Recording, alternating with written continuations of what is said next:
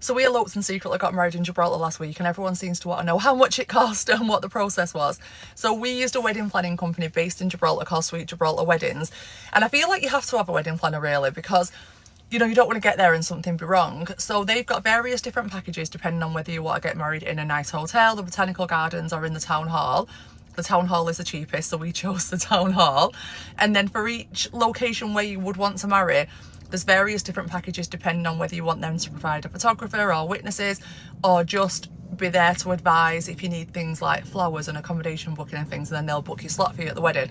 So we went for the basic package. It was £525. And then I had to send them our preferred date to marry, which was Tuesday the 14th of July.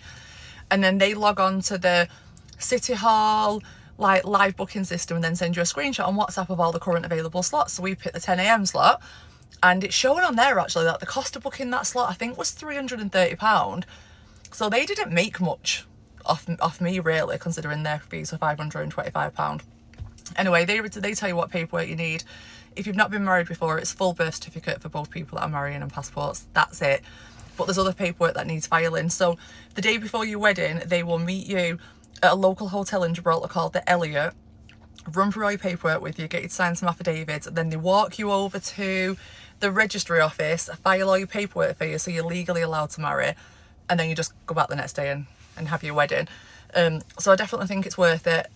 What else did I request of them? Oh, I requested a bouquet and a buttonhole for Dan, and that was an additional £75. So in total I paid him £600. One of the other rules are that you've got to stay in Gibraltar the night before your wedding or the night of your wedding. It can be a hotel or an Airbnb, but you need to provide proof of stay to the registrar. We decided to stay in the Elliot because we was meeting him in the Elliot hotel the day before anyway.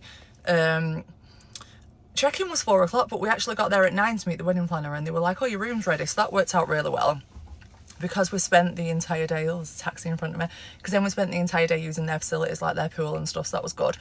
We needed 2 rooms, a room that slept 3 for the kids, which was £250 for like a decent sized double with a sofa bed in it for the kids. But then for an extra 25, so 275, me and Dan could have the Trafalgar suite. Ginormous suite, like a separate living and dining area, dressing room with a Dyson in it, a couple of different bathrooms, like big huge bedroom.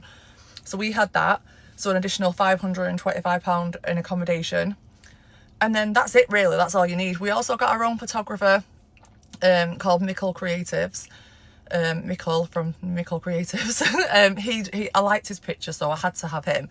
He was expensive. He was £1,400 for 4 hours coverage. But it takes you to various different locations across Gibraltar. So we had pictures taken on the live